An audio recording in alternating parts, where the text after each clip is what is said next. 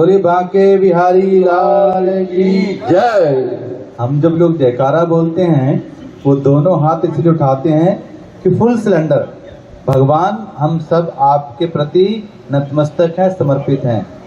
इसलिए आज जनकपुरी में इस दिव्य भव्य इस स्थान पर हम सब लोग जन्माष्टमी का दर्शन कर रहे हैं और उधर झांकी लगी हुई है और मध्य प्रदेश से आप लोग जो हमारे दिव्यांग भाई बहन हैं उनके द्वारा अभिनीत श्री कृष्ण लीला का भी दर्शन करेंगे। ये भारत भूमि उत्सव की भूमि है, निरंतर उत्सव पर्व यहाँ पर रहते हैं और यही हमारी भारत की संस्कृति की पहचान है। भारत में ये तो मंदिरों की धरती है पर हम लोग वंदे मातरम बोलते हैं, भारत माता की जय बोलते हैं, जय हिंद बोलते हैं।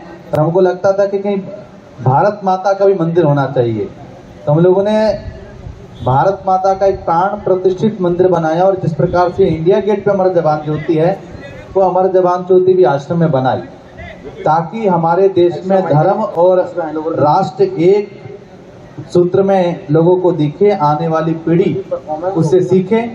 आज आप कृष्ण की जो लीला देखेंगे, जो माता पिता अपने बच्चों को लेके आए हैं, जब यहाँ पे लीला चले तो अपने बच्चों को उन छोटी छोटी कथाओं को भी बताते रहें। लीला को देखते और लगे जब बच्चा पूछे कि इसमें क्या हो रहा है तो आप कृष्ण के चरित्र को कहें। भगवान कृष्ण संघर्ष में भी प्रसन्न रहने के प्रतीक हैं। भगवान कृष्ण के जीवन में नित्य संघर्ष रहा। जन्म भी कारागार में हुआ, बाहर आए तो फिर नंद बाबा के पूतना आ गई, कभी सक्तासुर आता है, वकासुर आता है, अघासुर आता है, धेनुकासुर आता है।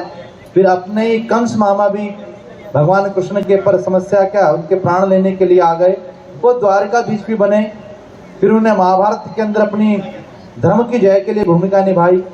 फिर द्वारकाधीश में पहुंचे तो कृष्ण के ही बालकों ने जब संतों का अपमान किया तो कृष्ण ने पूरी द्वारिका जलमग्न कर दी।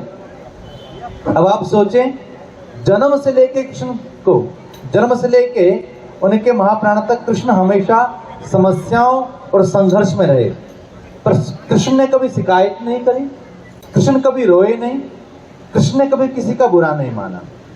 यही आकर्षण हमारे जीवन के लिए प्रमुख है। हम जिस भगवान के सामने प्रणाम करें उनका चरित्र हमारे में आना चाहिए। इसलिए हर साल निरंतर रामलीला, कृष्ण लीला और हम इसे त्योहार मनाते हैं। मैं यहाँ पे देख रहा हूँ कि हमारी बहुत सारी भगवत मूर्तियाँ इस काम में लगी हुई हैं और वास्तव में जैसे आज हम कर रहे हैं, आने वाले समय में हमारे बच्चे, हमारे युवा इस काम को संभालें, तभी इस भारतीय संस्कृति का निरंतर प्रवाह होता है।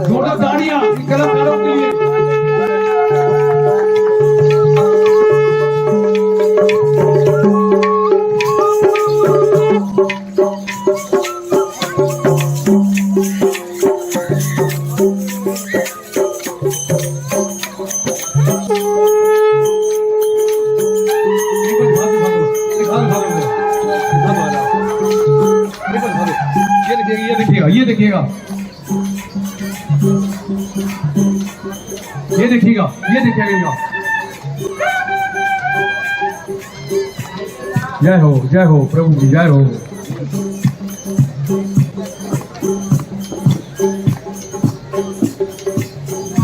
सारे आगे की बैठ जाएंगे, आपको बड़ा आनंद आएगा। मेरी प्रार्थना है तो पीछे खड़े हुए हैं, थोड़ा आगे आएंगे, आपको देखने से बड़ा आनंद आएगा। थोड़े आगे आ जाओ, आगे आ जाओ, बेटे सारे खड़े हुए हैं, आगे बैठ जाए प्लीज। ये कार्यक्रम बहुत अच्छा रहेगा। आपको आपकी जिंदगी में ऐसा कौन भी देखा होगा जो कलाकार जो आए हुए आज हमारे बीच में। बड़ी जय श्री राम। आइए सारे आगे, सारे बैठ जाइए, आप बैठ जाओ।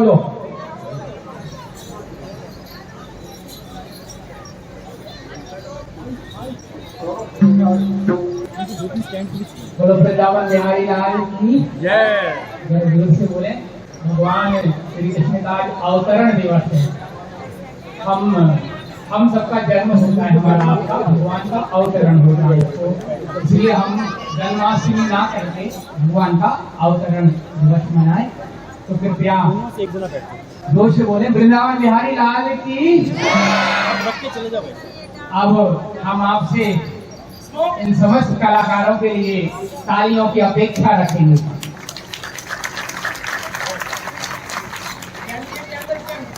अब आपने तालियां तो बजा दी, हमने तालियां इसलिए बजा ली कि आजकल प्रीपेड बैलेंस चला है ना, कार्यक्रम आपको अच्छा ना लगे इसलिए पहले तालियां बजवा ली। चलिए राम जी भैया ये धरा है, हमारे राम जी भैया हैं, इनका एक हाथ है, आपने दो हाथ की ताली सुनी होगी, लेकिन भाई जिसके पास जो चीज रहती है उसी को तो प्रस्तुत करता है। तो आप सबके स्वागत के लिए हमारे राम जी भैया एक हाथ की तालियों से आपका स्वागत करेंगे।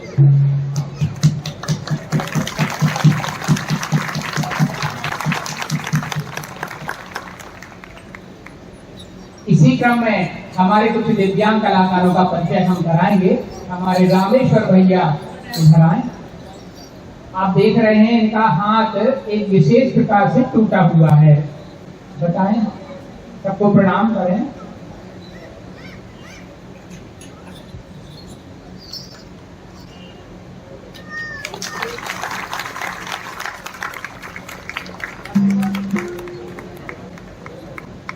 चलिए हमारे दूसरे कलाकार हैं भागचंद जी। आप देख रहे हैं इनकी कोवड़ निकली हुई है, लेकिन ये भी हमारे बड़े अच्छे कलाकार, जोरदार तालियों से आप इनका स्वागत करेंगे। घनश्याम भैया, आप गौर से देखें इनकी एक आंख नहीं है, लेकिन घनश्याम भैया भी बहुत अच्छे कलाकार हैं, जोरदार तालियों से आप इनका भी स्वागत।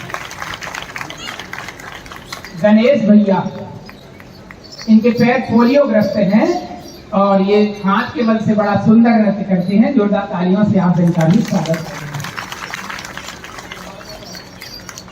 हमारे मनीराम भैया हैं, इनकी उम्र 75 वर्ष है। इस उम्र में लोगों के हाथ पैर कांपने लगते हैं, लेकिन आप देखना इतना सुंदर मृदंग ये बजाते हैं, जोरदार तालियों से आप इनका भी स्वागत करें। भगवत भैया, किशन लाइन से बात करें, ठीक है, एक नंबर आके दो इनके सबसे फर्स्ट वाले।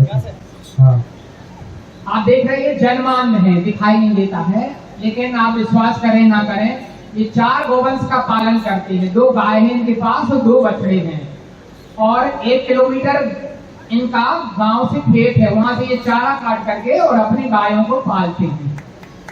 जोरदार तालियों से आप इनका स्वागत करें। अब हम गौवंश को तो पालते नहीं है, हमने कुत्ते पाल रखे हैं ना घर में, कोई गाय को न रोटी देना चाहता है, तो जोरदार तालियों से हमारे भैया का स्वागत करें। हमारे लक्ष्मण भैया, अब आप सोच रहे हैं कि आप इनको क्यों लाए हैं, ना तो ये परिधान पहने हैं, इनका नाम लक्ष्मण है और उम्र इनकी 30 वर्ष है, लेकिन इनकी बाल बुद्धि है, मानसिक विकास नहीं हुआ है इनकी बुद्धि का, और 5 वर्ष 7 वर्ष के बालक जैसी ही बुद्धि है। आपने एक फिल्म देखी होगी ऋतिक रोशन की, शायद कोई मिल गया, उसमें ऋतिक रोशन ने अभिनय किया है, लेकिन यहाँ कोई अभिनय नहीं है, यहाँ वास्तविकता है। तो लक्ष्मण भैया जो करेंगे वो इनका अभिनय है। वहां तो रीटेक होता है, 10 बार रीटेक होगा, फिर ऐसा करो फिर वैसा करो, लेकिन यहाँ सब लाइव चलता, ना यहाँ कोई कैसेट चलना है। सब जो हमारे वाद्य यंत्र हैं 5200 वर्ष पुराने हैं, वो ही बजाएंगे। तो जोरदार तालियों से आप लक्ष्मण भैया का स्वागत करें। लक्ष्मण भैया, आप पिछली साल में कौन क्लास में पढ़ते थे?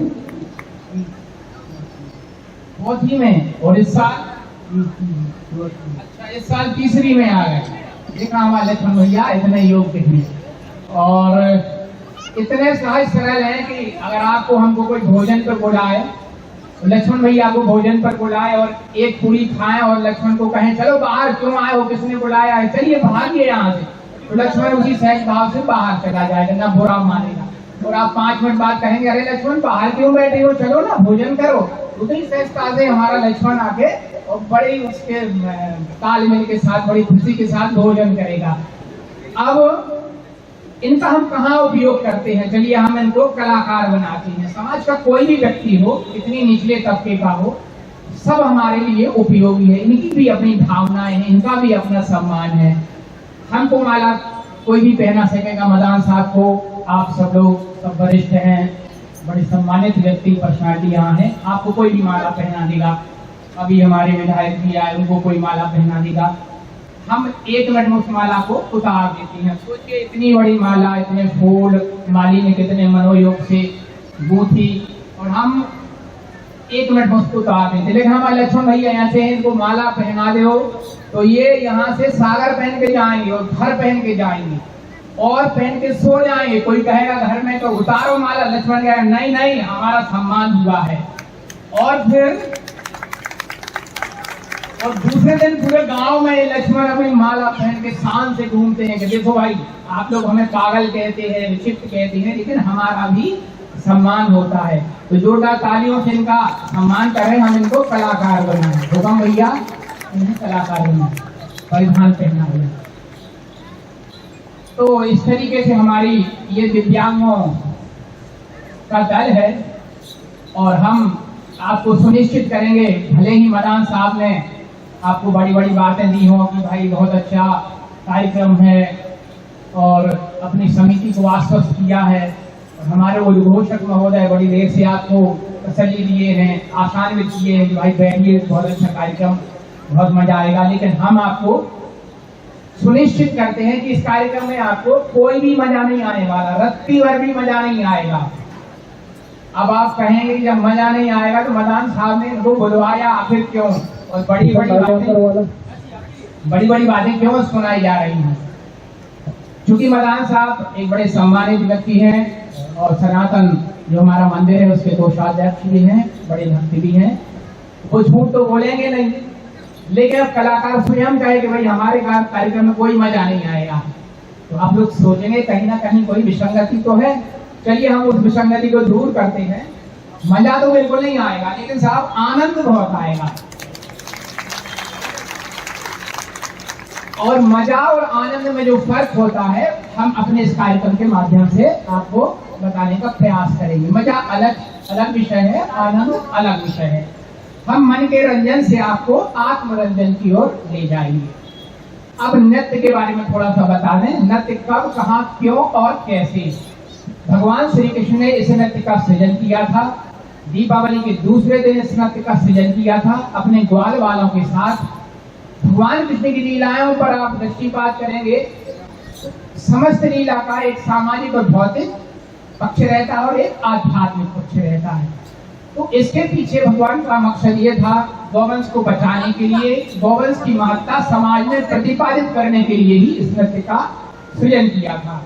ये नर्तक गाय की बछिया के नीचे से निकलते हैं और 12 गांव का परिक्रमा मौन व्रत धारण करके करते हैं। कोई जूता चप्पल नहीं पहनता है, इसलिए इसको मौनिया नृत्य के नाम से जाना जाता है। ऐसा अनुष्ठान वो इसलिए करते हैं कि हमारा गौवंश सुरक्षित रहे और समाज का ध्यान हम इस ओर आकर्षित करें। अब अगले गांव में इन नर्तकों को कोई रोकता है तो वहां नृत्य करना पड़ता है, फिर अगले गांव में, ऐसा 12 गांव का ये सर्किल बना करके और शाम को उसी गाय की बछिया के नीचे से निकल करके अपना मौन व्रत समाप्त करते हैं, इसलिए इसको मौनिया नृत्य कहते हैं। ढाल ये कोई कौतूहल का विषय नहीं है। नृत्य से पहले हम थोड़े इसके आध्यात्मिक पक्षों को आपके सामने रखेंगे। इसमें अभी एक दुनिया इसको कान में मंत्र पड़ेगा, एक दुनिया इसके कान में मंत्र पड़ेगा, तो एक इसको आगे चलाएगा, एक इसको पीछे चलाएगा। इसको ढाल कहते हैं।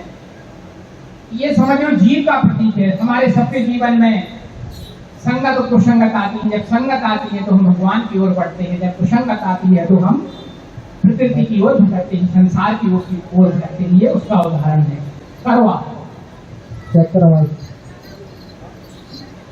अरे वाह, लक्ष्मण भैया आ गए।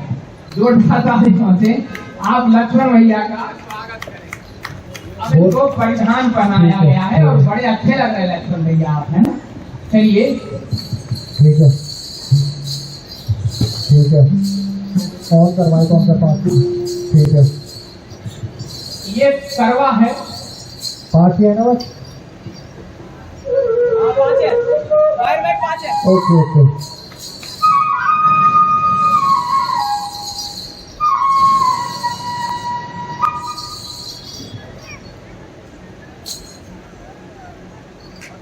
हम सभी माँ के गर्भ में इसी तरीके से उल्टे लटके रहते हैं और भगवान से प्रार्थना करते हैं, भगवान हमें इस गर्भगृह से बाहर निकालो, हम आपका भजन करेंगे। लेकिन जैसे ही हम गर्भगृह से बाहर आते हैं तो हम भगवान का भजन नहीं करते, बल्कि संसार चक्र में, माया के चक्र में कभी इधर कभी उधर भटकते रहती है। उसका प्रतीक है। वाद्य तैयार है।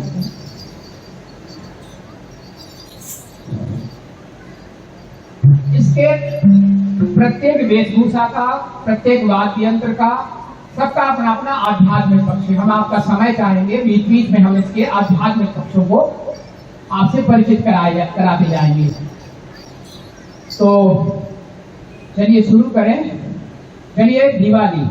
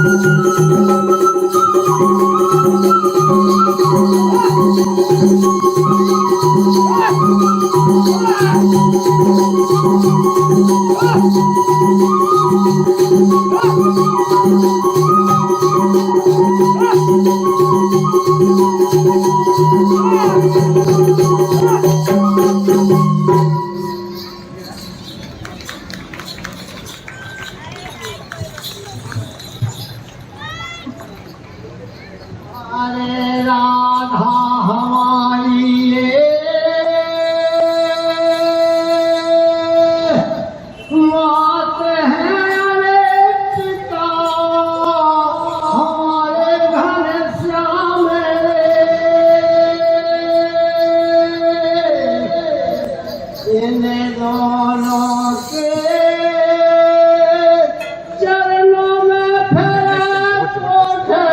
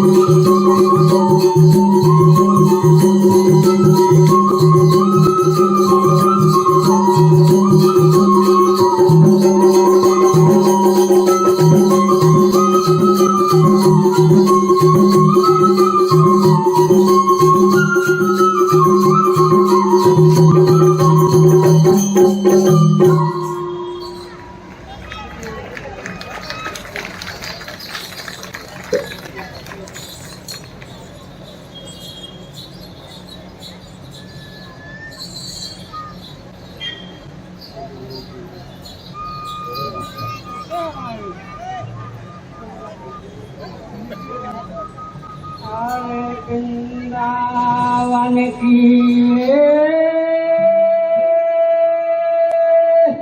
बिमाल तायर बिछ गलियों की धूल रे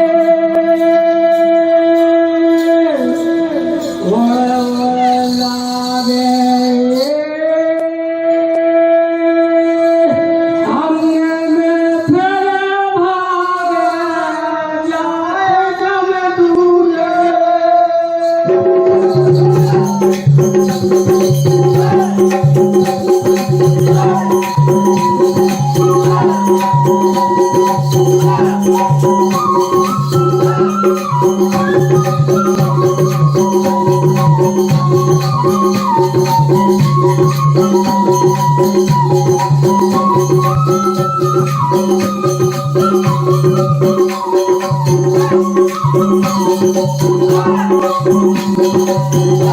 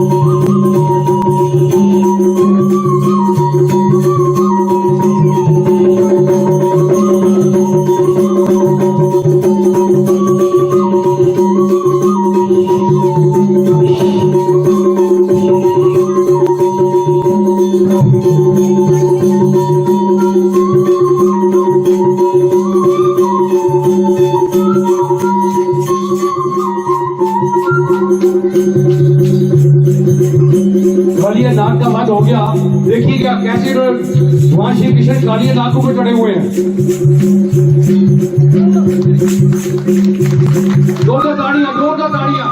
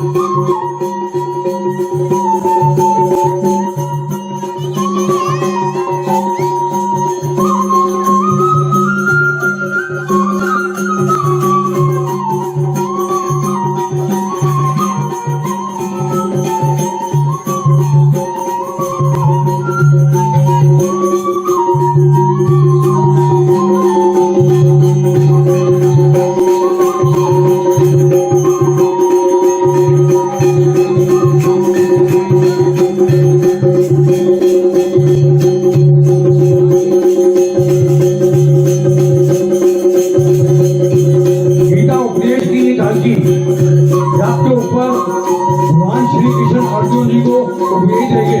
देखिए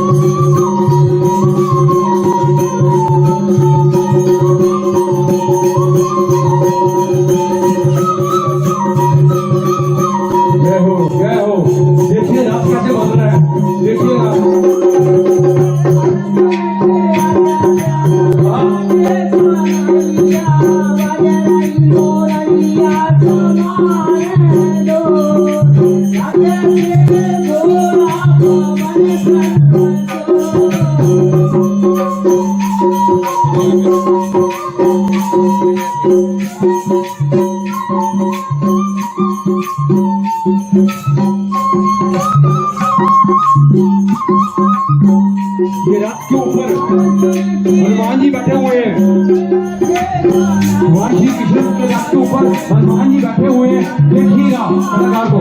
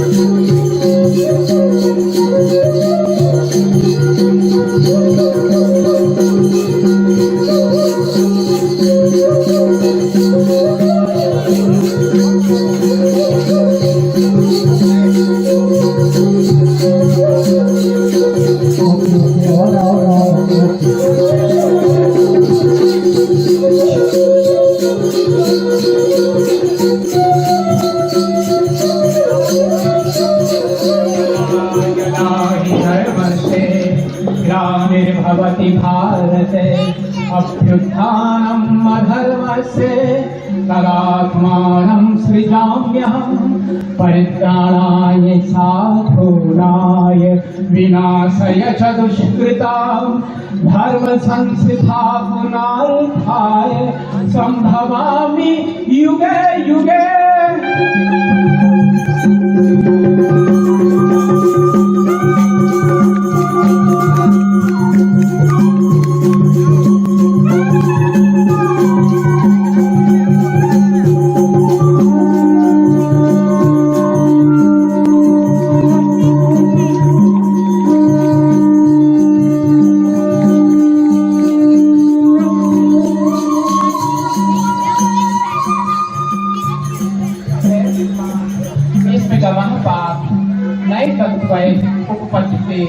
क्षुद्रम हृदय और वैद्यम योगतिष्ठ परम तप। हे अर्जुन, हृदय की क्षुद्र दुर्बलता को त्याग कर युद्ध के लिए खड़ा होगा। देहनो अश्विन यथा देहे कौमारम यौवनम जरा तथा देहांतर प्राप्ति धीरः तत्र न मुह्यति। जैसे इस देह में बालक, युवा और वृद्धावस्था आती है, ठीक शरीरांत के पश्चात पुनः नया शरीर धारण करना पड़ता है। नास्तो विदिते भाव न अभाव विदिते क्षतः उभयो अपि दृष्टो अंत इष्टबैनो तत्दर्श। हे अर्जुन, असत ये शरीर, इसका कोई अस्तित्व नहीं है। सत अर्थात आत्मा, इसका तीनों कालों में कोई अभाव नहीं है। भगवान होने के नाते मैं ये नहीं कहता, इसका अंतर तत्वदर्शियों ने भी देखा। या एनम वेत्ति हंतारम यश एनम मन्यते हतम उभव तो न बिजानी तो नायम हन्यत न हन्यते। जो इस आत्मा को मारने वाला और मरा हुआ समझता है, वह दोनों ही नहीं जानते, क्योंकि आत्मा न किसी को मार सकता है, न किसी के द्वारा मारा जा सकता है। न जायते मृते वा कदाचित नायम भूत्वा भविता वा न भुवा अजो नित्य शास्त्रो हम पुराणो न हन्यते हन्यमाने शरीर। शरीर के नाश होने से आत्मा का नाश नहीं होता। वासांसि जीनानि यथा विहाय नवानि गृह्णाति नरः पराणि तथा शरीराणि विहाय जीन्यान्यानि संयाति नवानि देहि। मनुष्य जिस प्रकार पुराने वस्त्रों को त्याग कर नया परिधान धारण करता है, ठीक इसी प्रकार ये जीवात्मा पुराने जन्मों के संस्कारों को लेकर नया शरीर धारण करता है। नैनम छिदन्ति शस्त्राणि नैनम दहति पावकः न चैनम क्लेदन्त्यापो न शोषयति मारुतः। शस्त्र इस आत्मा को काट नहीं सकते, जल से गीला नहीं कर सकता, वायु से सुखा नहीं सकती, अग्नि से जला नहीं सकती। अछेत्वयम अधार्ययम अक्लेद असोच येव चः नित्य है सर्वगत है स्थाणो अचल सनातन। यह सर्वव्यापी और सनातन रहने वाला है। अच्छा एनम नित्य जातम नित्यवा मन से मृतम तथापि त्वाम महाबाहो ना एनम सोचतम अहर्षि। और यदि तू इस आत्मा को नित्य जन्मने और नित्य मरने वाला भी समझता है, तो भी तेरे शोक का कोई कारण नहीं, क्योंकि जातश्री ध्रुवो मृत्यो ध्रुवम जन्म मृतस्य च तस्मात् अपरहारी यार्थे ना एनम सोचतम अहर्षि। जिसका जन्म होता है उसकी मृत्यु होती है, जिसकी मृत्यु होती है उसका जन्म होता है। अव्यक्त अदीनि भूतानि व्यक्त मध्यानि भारत अव्यक्त निधनानि नेव अन्या तत्र का परिभेदना। हमारे तुम्हारे इन सबके शरीर जन्म से पहले अव्यक्त थे, मृत्यु के पश्चात पुनः अव्यक्त हो जाएंगे। तो जो होता ही है उसके लिए क्या शोक करना। हतोवा प्राप्ति स्वर्गम जित्वा भाभोग से मही तस्मात् उत्तिष्ठ कौरते युद्धाय कृत निश्चय। हे अर्जुन, यदि तू इस धर्म संगत युद्ध में हार जाएगा तो स्वर्ग मिलेगा, और यदि जीत जाएगा तो इस पृथ्वी का राज करेगा। अब थोड़ा सा हम आपके पास आते हैं। भगवान ने गीता का गायन 5200 वर्ष पहले किया। 5200 वर्ष और आज में क्या फर्क है, थोड़ा आपके पास आना पड़ेगा। पहले नृत्य और फिर मध्य में भगवत गीता, क्योंकि ये हृदय है नृत्य का, और फिर उसके बाद फिर महारास, महाराज कोई लड़का लड़की का नृत्य नहीं है, जीव का परमात्मा से मिलन कैसे होता है वो हम उसके बाद प्रस्तुत करेंगे, क्योंकि 12 बजे भगवान का अवतरण होगा, भगवान का जन्म होगा।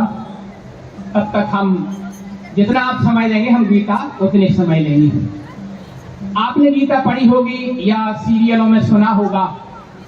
अर्जुन कहता है कि भगवान मुझे तीनों लोगों का राज्य दे दो तो भी मैं युद्ध नहीं करूंगा। भगवान कहते हैं कि मैं यदि जीत जाएगा, यदि हारा तो स्वर्ग मिलेगा, मर गया तो स्वर्ग मिलेगा, और जीत जाएगा तो पृथ्वी मिलेगी। तो भगवान देते ही क्या है। थोड़ा सा हम इसके आध्यात्मिक पक्ष की ओर जाते हैं। स्वर्ग अर्थात स्वर में विचरने की क्षमता, और महीन यानी पृथ्वी नहीं, महान स्थिति। जब भी कोई साधक परमात्मा पद पर आगे बढ़ता है तो उसका अभीष्ट लक्ष्य रहता है कि वो परमात्मा का प्रत्यक्ष दर्शन कर ले। लेकिन किसी कारणवश यदि उसका शरीर छूट जाता है तो स्वर में विचरने की क्षमता उसे आ जाएगी। यही इसका अर्थ है। सुख दुख समय कृत्वा लाभा लाभो जया जय तथा युद्धाय युद्धस्य न एवं पापम अवाप्स्यसि। सुख दुख हानि लाभ को समान समझकर और युद्ध के लिए खड़ा हो जा। हे प्रभु, योग क्या है? योगस्थ गुरु परमाणि संगत का धनंजय सिद्धि असिद्धि समो भूत्वा समत्वम योग उच्यते। हे अर्जुन, सिद्धि असिद्धि में जो समत्व भाव है यही योग कहलाता है। योग का अर्थ शारीरिक व्यायाम नहीं। हे प्रभु, स्थित प्रज्ञ महापुरुष कौन है? प्रजहाति यदा कामान सर्वान पार्वमतो मनोगतान आत्मन्येव वात्मनः तिष्ठा स्थित प्रज्ञस्थ उच्यते। प्रभु, मुनि कौन है? दुखेषु अनुदिग्नमना सुखेषु विगत स्पृहा वीत राग भय क्रोधः स्थित धीमुनि उच्यते। हे प्रभु, मनुष्य अपने श्रेय साधन से नीचे क्यों गिर जाता? ध्यायते विषयान् पुंसः संगस्ते सुविजायते संगात् संजायते कामा कामात् क्रोधो अभिजायते क्रोधात् भवति सम्मोहा सम्मोहात् स्मृति भ्रमः स्मृति भ्रंशात् बुद्धि नाशो बुद्धि नाशात् प्रणश्यति।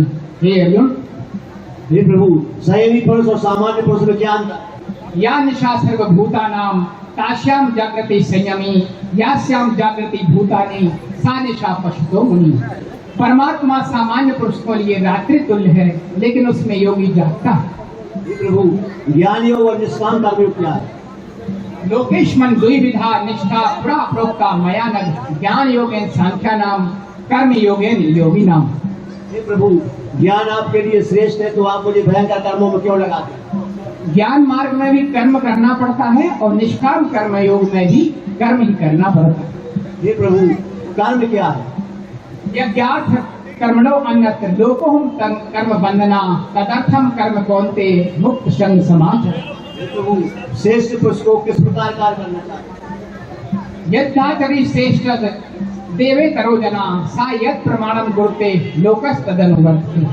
सर्वधर्मान् परित्यज्य मामेकं शरणं व्रज अहं त्वा सर्व पापेभ्यो मोक्षयिष्यामि मा शुचय।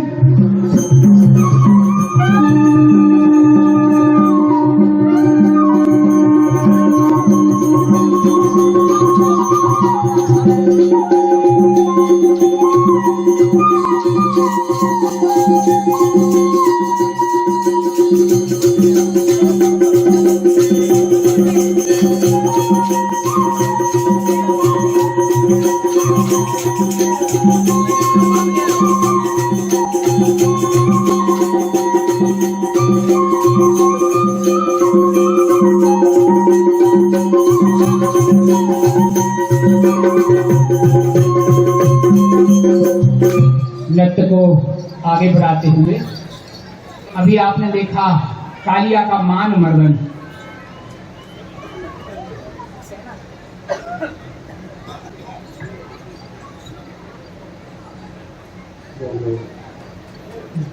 हेलो, आपने देखा कालिया का मान मर्दन। भगवान की इस लीला के पीछे अध्यात्म क्या पक्ष है और सामाजिक क्या पक्ष है। हुए थे भगवान कृष्ण 5200 वर्ष पहले हुआ था एक कालिया, यमुना में प्रदूषण फैला रहा था। भगवान ने उसको यमुना से पृथक करके कालिया को वहां से भगा दिया और यमुना को प्रदूषण से मुक्त कर दिया। भगवान चले गए, कालिया चला गया। अब हमारा क्या दायित्व बनता है इस लीला को समझकर?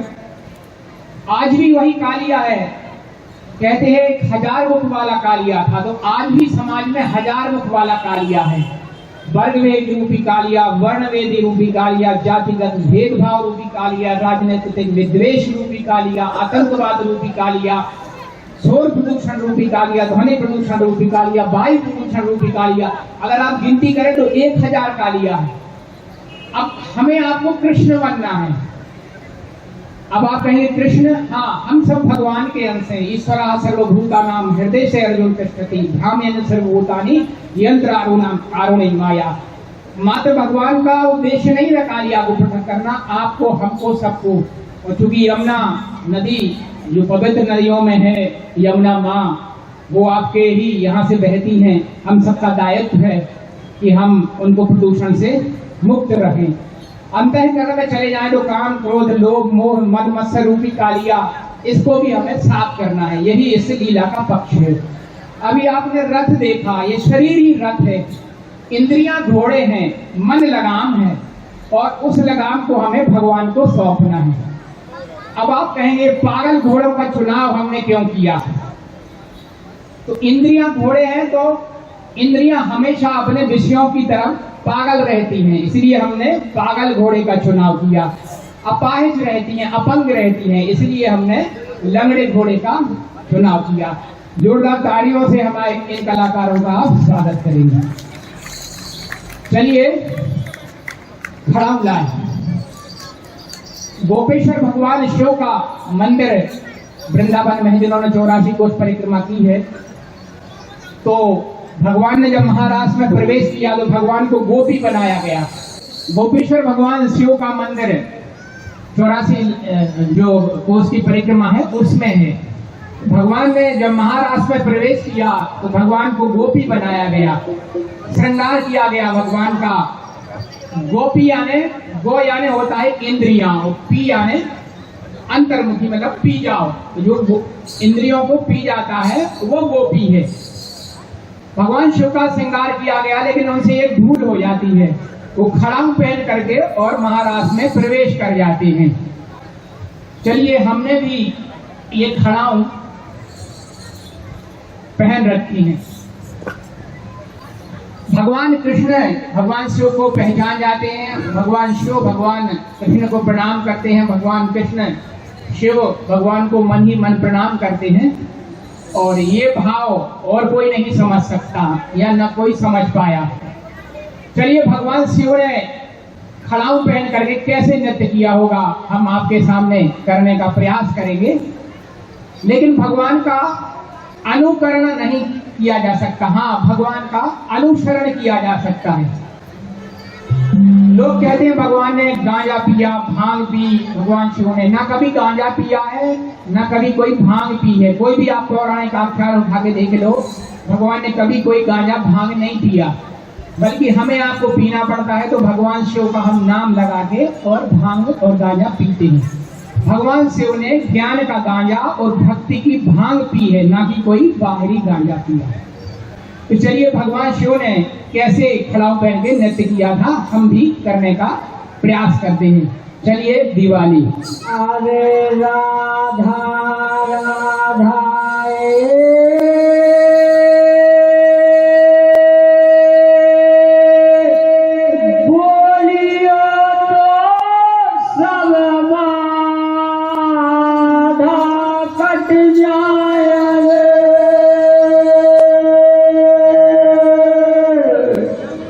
कृष्णा कृष्णा बोलियो तो सब नाम मिट जाए रे।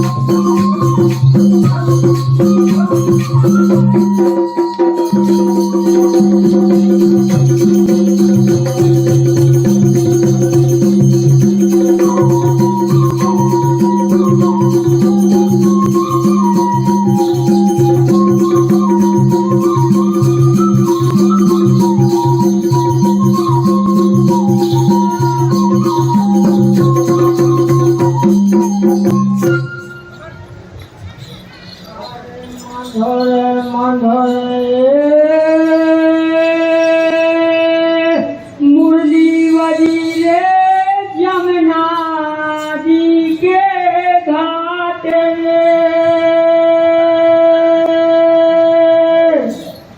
ठमक ठमक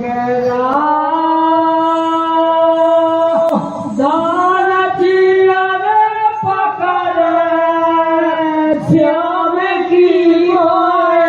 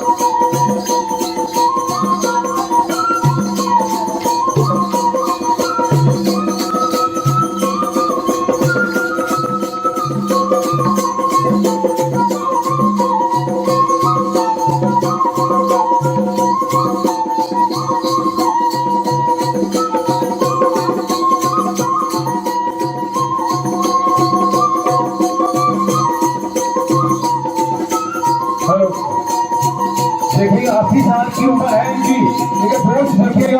आपके बीच में आके ये खड़े हैं दो गाड़ियों के साथ। 80 साल की उम्र है, अभी भी इनके होश देखिएगा।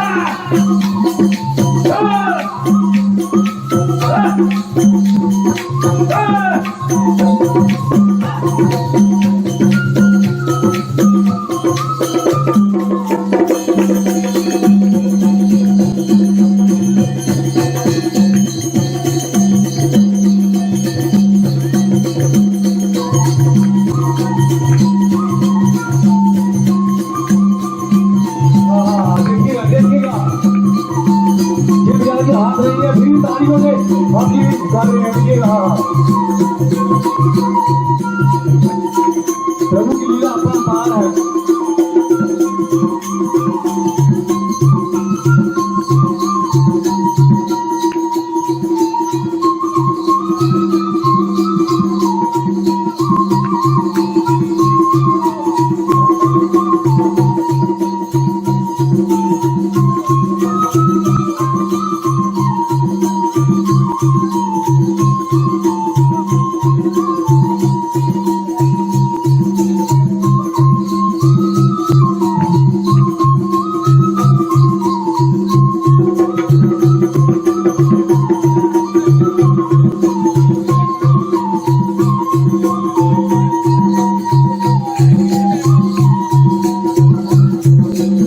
ये हमारे अर्धविशिष्ट कलाकार हैं लक्ष्मण।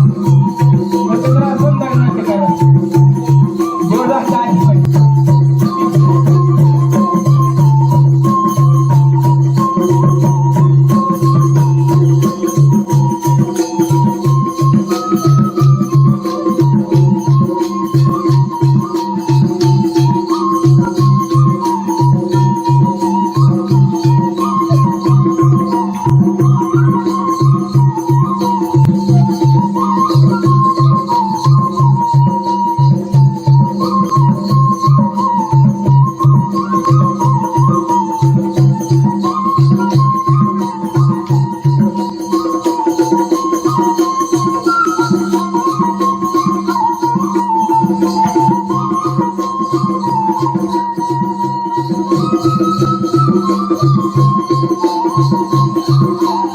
हनुमान जी के जोरदार तालियां हनुमान जी के लिए।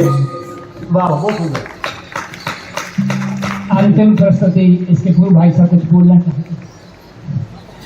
चलिए इस कार्यक्रम की हम अंतिम प्रस्तुति महारास, उसके पहले हमारे कुछ वाद्य यंत्रों का हम परिचय कराएंगे।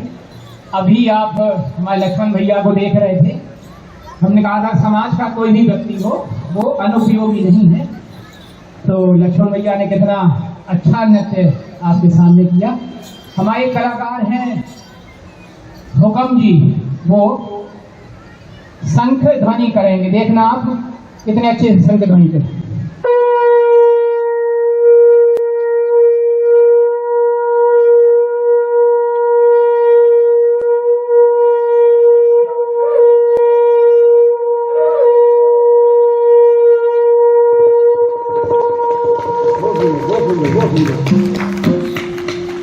हमारे बांसुरी वाले भैया आप देख रहे होंगे, ये निरक्षर है, एक भी कक्षा में इन्हें अध्ययन नहीं किया है। वो कितनी अच्छी बांसुरी बजाते हैं, कोई क्लासिकल इनको नॉलेज नहीं है। गाय और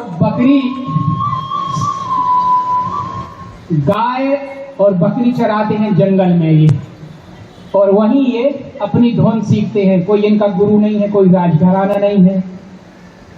हरिप्रसाद चौरसिया जी जो हैं देश के जाने माने राष्ट्रीय अंतर्राष्ट्रीय कलाकार हैं, बहुत अच्छी बांसुरी बजाते हैं, उनको प्रणाम नमन। लेकिन हमारे जो बांसुरी वाले भैया हैं, जो निरक्षर होते हुए भी, किसी राजघराने से कोई इन्होंने प्रशिक्षण प्राप्त ना करते हुए भी इतनी सुंदर बांसुरी बजाते हैं। जोरदार ताली से भगवान दास जी का स्वागत है। हमारे मौलिक कलाकार हैं ये। और अब ये अद्भुत वाद्य यंत्र है, अलगोजा जिसे कहते हैं, नक्सुर भी कहते हैं, मऊहर भी कहते हैं। आप देख रहे हैं, अब ये बजाएंगे, देखना आप।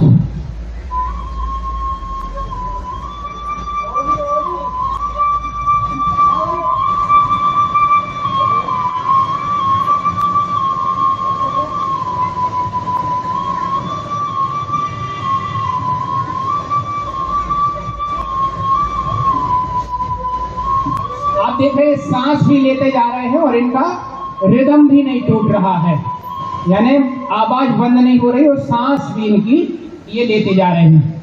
ये आज आपका जप का प्रतीक। हमारे सारे वाद्य यंत्र किसी न किसी आध्यात्म पक्ष का प्रतिनिधित्व करते हैं। ये जो सारे वाद्य यंत्र भगवान श्री कृष्ण के समय के 5200 वर्ष पहले भगवान गायों का गौचारण करते थे जंगल में, तब ये वाद्य यंत्रों की रचना हुई। तो इसके बजाने वाले देश भर में शायद ही 2-4 कलाकार हों, जिनमें हमारे बांसुरी वाले भैया एक हैं। और ये आजापा जप का प्रतीक है। आजापा जप, जैसे वाल्मीकि ऋषि जो हमारे हुए हैं, उन्होंने आजापा जप किया था। कहते हैं उन्होंने उल्टा नाम जपत जप जाना, वाल्मीकि भाई ब्रह्म समाना। तो हम सिंपल अर्थ जो लगाते हैं कि राम राम जपा, मरा नहीं, राम का उल्टा मरा, कितना उन्हें मरा जपा, ऐसा नहीं है। जप जितना सूक्ष्म हो जाता है और वो हमारी सांसों में ढल जाता है तो वो अजपा हो जाता है, अर्थात बिना जपे वो जप हमारा साथ नहीं छोड़ता। यही जप है जो महर्षि वाल्मीकि ने जपा, ना कि कोई मरा मरा। ये उसका प्रतीक है। ये जो 7 स्वर है बांसुरी के 7 छिद्र है, योग की 7 भूमिकाएं सुवेक्षा, सुविचारना, तलवान से सत्तापत्ति, असंशक्ति, पदार्थ भावनी और तुरियागा। फिर वो रमतूला बजा दिया।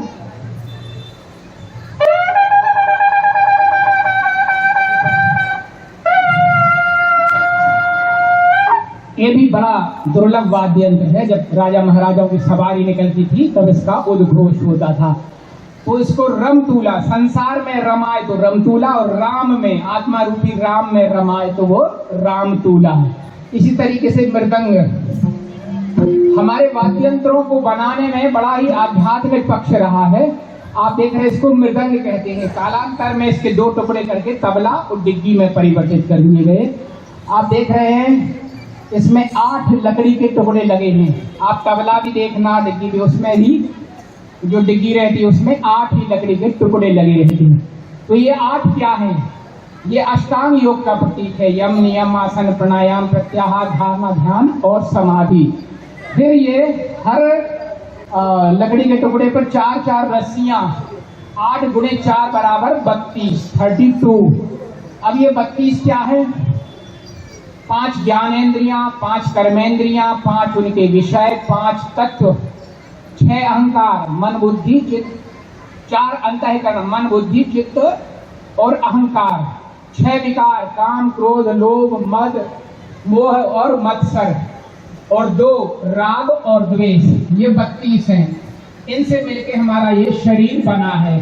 तो जब तक ये चीजें रहेंगी तब तक हमें और आपको जन्म धारण करना पड़ेगा। माँ बाप हमारे कोई भी किसी जन्म में हो सकते हैं।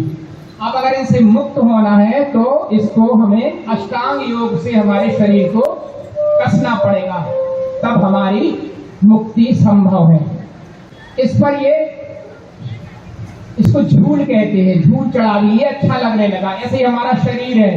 यदि इस पे भगवान ने चर्म ना चढ़ाई होती, ये त्वचा ना चढ़ाई होती तो कैसे लगते हम और आप लोग को अच्छे लगते। हम जैसे वो डॉक्टर के यहाँ टंगा रहता ना हड्डी वाला, ऐसे लगते हैं।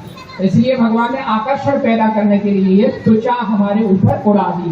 तो ये सांसारिक आकर्षण का प्रतीक है। इस तरीके से ये तारे हैं, तारे, इनको मजीरा भी बोलते हैं और तार भी बोलते हैं। ये मन का प्रतीक है।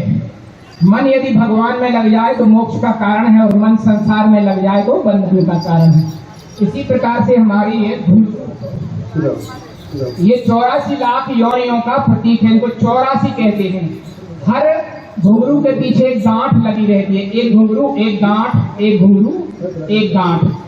ये गांठें क्या है? हमारे अहंकार का प्रतीक है। हम इतने सारे अहंकार लाद लिए हैं। कहीं हम पिता बन गए, कहीं पति बन गए, कहीं पुत्र बन गए, माता बन गए, पिता बन गए, विधायक बन गए, मंत्री बन गए, कोई पद का अहंकार, इस तरीके के इतने सारे अहंकार हमने ओढ़ रखे हैं।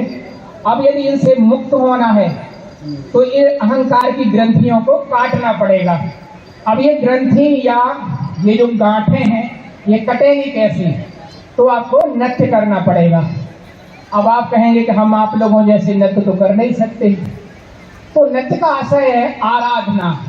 आपको आराधना करना पड़ेगी। भगवान की आराधना से एक एक अहंकार की ग्रंथि कट जाएगी और आप अपने आत्म स्वरूप में स्थित हो जाएंगे। ये उसका प्रतीक है। ये छुटका, ये छुटक गया।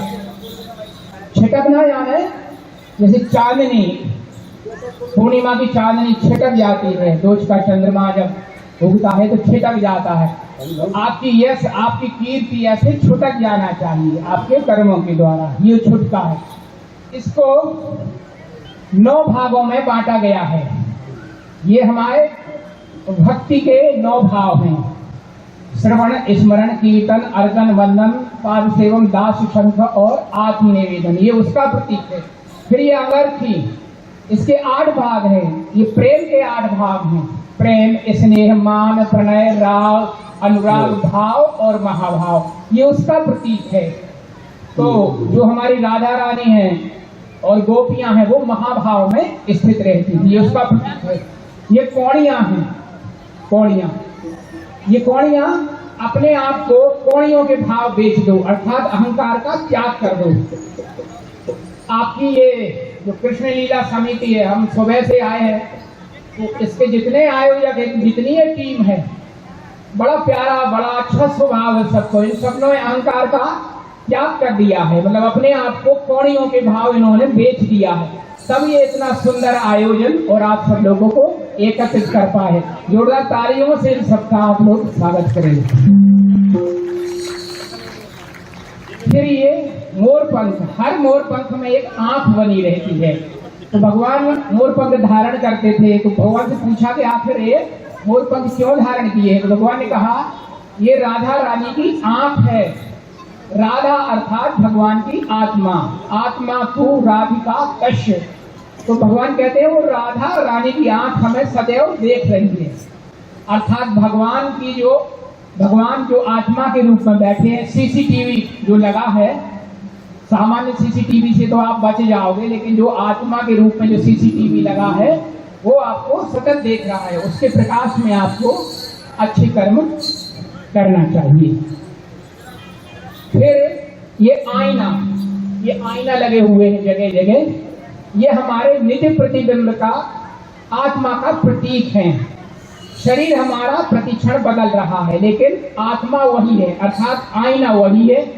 हम 5-10 साल के थे तब कुछ और थे, 10-25 साल की कुछ और है, 25-50 में कुछ और हो जाते, लेकिन आत्मा हमारी वही है। शरीर हमारा बदलता रहता है, उसका प्रतीक है। झूला लाए, झूला। बहुत ज्यादा जल्दी तो नहीं है घर जाने की, थोड़ा तो समय 5-7 मिनट और लगेंगे। अंतिम प्रस्तुति अपन करते हैं और उसके बाद समापन करते हैं। इसमें 12 फलियां हैं, जो हमारे 12 मास हैं। बहुत कम लोगों को पता होगा, जनवरी फरवरी नहीं। कौन सा पहला माह? चैत। तो चित्त जब चेत जाता है उसको चैत कहते हैं। फिर वैशाख, दूसरा जो माह है हमारा वैशाख। वैशाख मतलब विशेष प्रमाण। विशेष प्रमाण क्या मिल गया?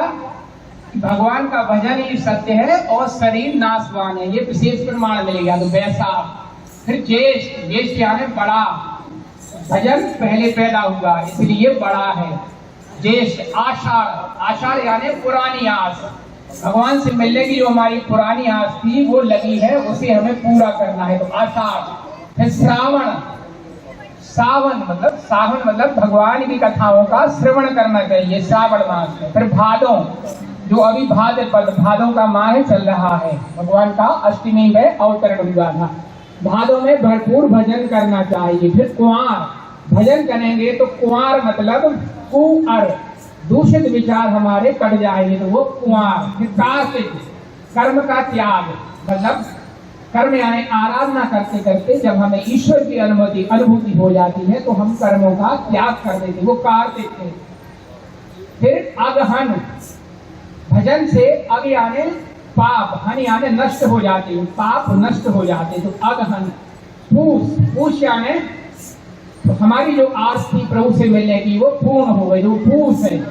फिर माघ, माघ यानी महाअग, हम पूर्ण हो जाते हैं। जैसे आपको 2 कटोरी खीर खिलाई जाए, फिर कहा जाए एक और ले लो, तो अपन कहते नहीं अब नहीं चाहिए। महाअग मतलब हम आधा गए, हम पूर्ण हो गए। माघ। फाल्गुन मतलब भगवान में हमारी रहनी मिल जाती है, वो फागुन कहलाता है। तो ये 12 मासों का प्रतीक है। आप अपने हिंदी जो महीने हमारे उनके बारे में जानिए, और जो नई हमारी जनरेशन है उसको भी बताइए इसके बारे में कि हमारे 12 माह कुछ ना कुछ आध्यात्मिक संदेश देते हैं। चलिए, इस तरीके से हमारे वाद्य कहीं ना कहीं किसी न किसी रूप से आध्यात्मिक पक्षों का प्रतिनिधित्व करते। चलिए, हम इस अंतिम प्रस्तुति को महाराष्ट्र के बाद हम विराम देंगे। बैठिए डॉक्टर साहब।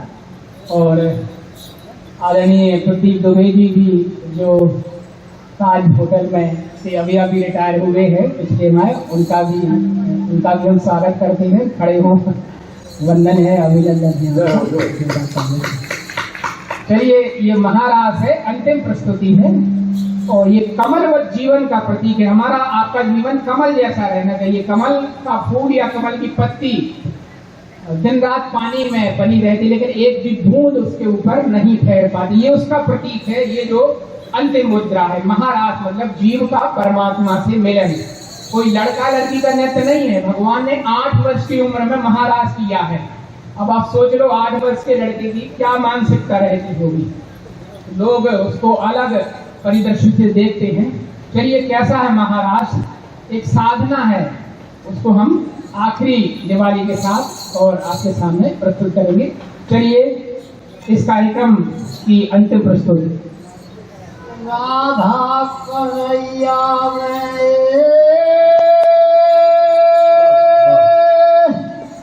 झगड़ा भैरे डाला में बरगली डाल रे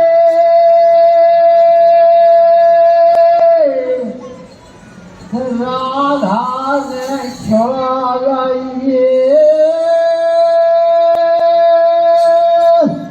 बांसुरी कन्हैया ने ढोलक हार रे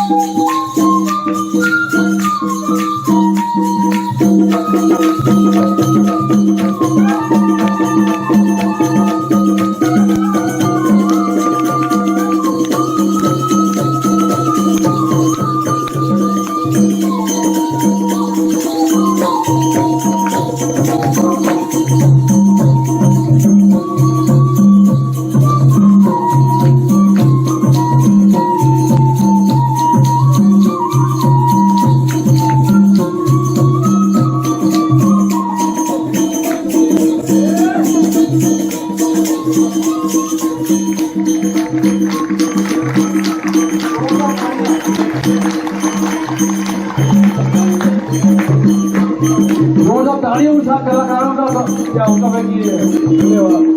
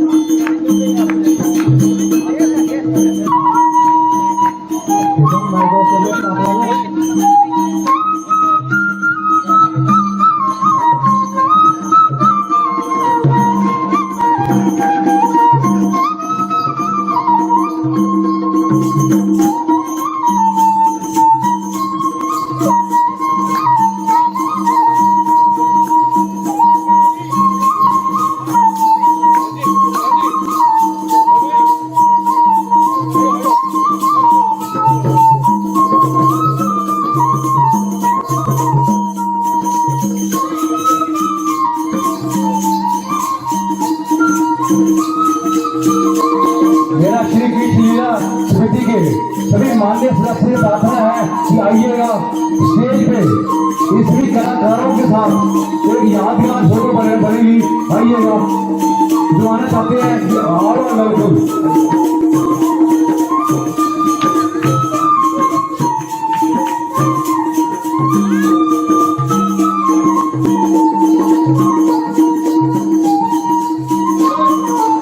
बोल बांके बिहारी लाल